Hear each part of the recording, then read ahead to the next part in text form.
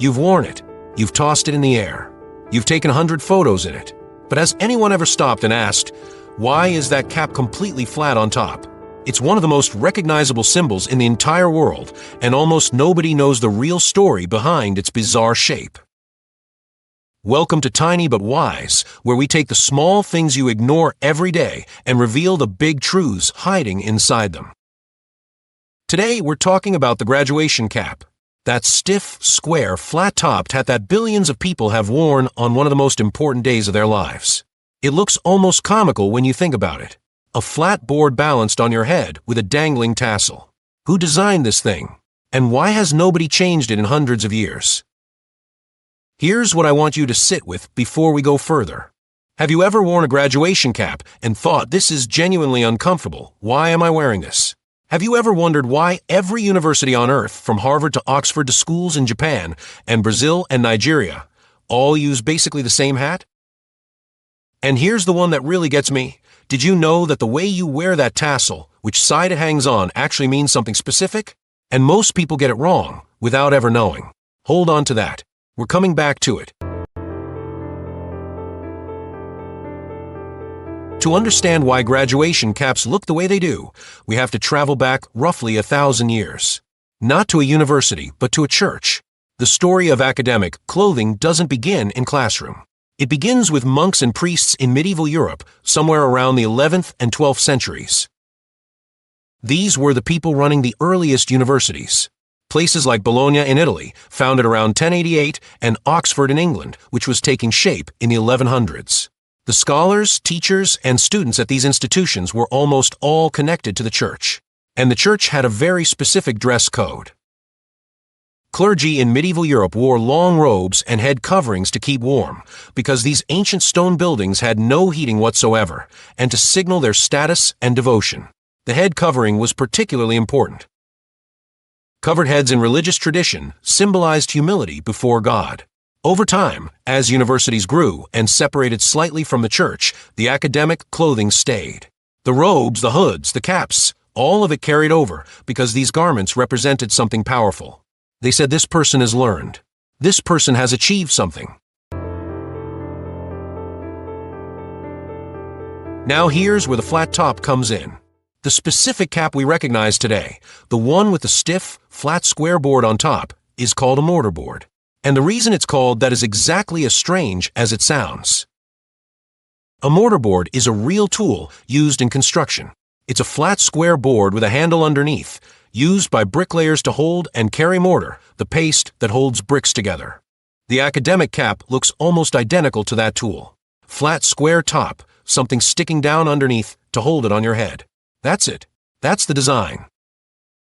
But why would scholars wear something that looks like a construction tool? There are a few theories, and this is where it gets genuinely interesting. One popular theory is that the shape evolved from the bearis, a type of hood worn by medieval clergy that had a flat, stiffened top. As this hood was adapted over centuries into a standalone cap, the flat top became the defining feature. Another theory points to the pileus quadratus, a square cap worn by Catholic clergy and academics in the 15th and 16th centuries that very directly resembles what we wear today. The flat square top was a deliberate design choice. It was meant to represent the book. Specifically, a closed book. The flat board on top of your head was a symbol of the knowledge you had acquired, the books you had mastered, sitting right on top of your mind. Think about that for a second. Every time someone wears a graduation cap, they are literally wearing a symbol of a book on their head. 1,000 years of tradition distilled into a piece of stiff fabric and cardboard balanced on top of a person who just spent years filling their mind with knowledge. That is either the most poetic thing you've heard today, or the most absurd, and honestly it might be both. Now here's where the story takes a sharp turn, because the graduation cap almost didn't survive. By the 18th and 19th centuries, academic dress had become wildly inconsistent. Different universities wore completely different things. Some wore elaborate wigs. Some wore tricorn hats. Some wore no hat at all. There was a real possibility that academic regalia would simply dissolve into chaos and disappear entirely. Then something happened that locked the mortarboard in place permanently.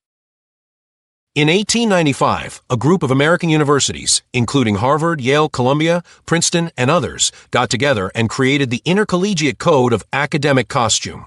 This was essentially a formal agreement that standardized what graduates, faculty, and degree holders across American universities would wear.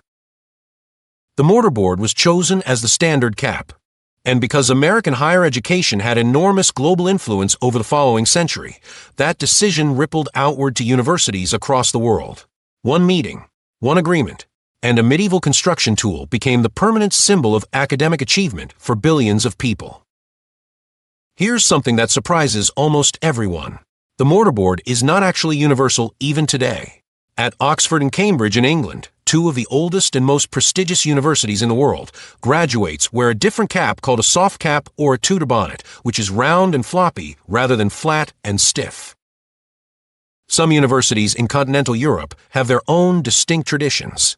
And in several countries, graduation hats are completely different. In Scandinavia, graduates wear a white peaked cap called a studentermössa that looks more like a sailor's hat than anything flat.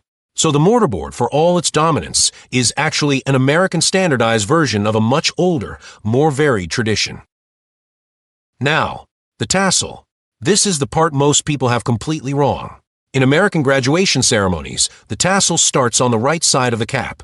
At a specific moment during the ceremony, usually after degrees are officially conferred, graduates move the tassel from the right side to the left. This is called the turning of the tassel, and it is one of the most symbolically loaded gestures in modern education. Right side means you are still a candidate. Left side means you have officially graduated. The moment that tassel moves, your status changes. You cross a threshold. Before, student. After, graduate. One small swing of a decorative cord, and your entire identity in that room shifts. Most people have no idea this is happening in real time when they do it. They just follow along because everyone else is doing it. But now you know. That tassel is not decoration. It is a tiny ceremonial flag marking the exact moment of transformation. And here's the final thought that brings all of this together.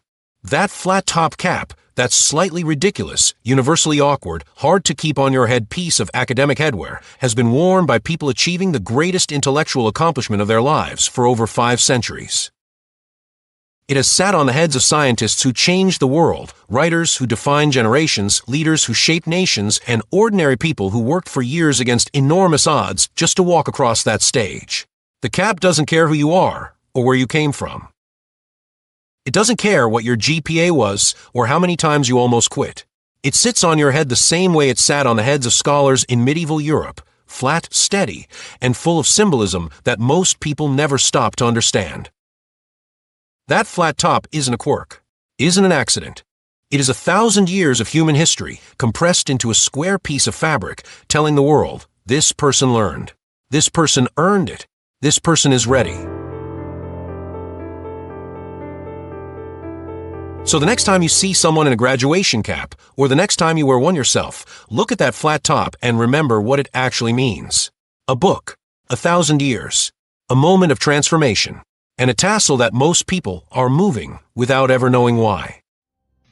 If you found this video valuable and learned something new, do us a favor, like subscribe to Tiny But Wise and share it with your loved ones. Now your turn. Drop a comment with the next topic. We read every comment, and the best suggestion gets a shout-out. See you there.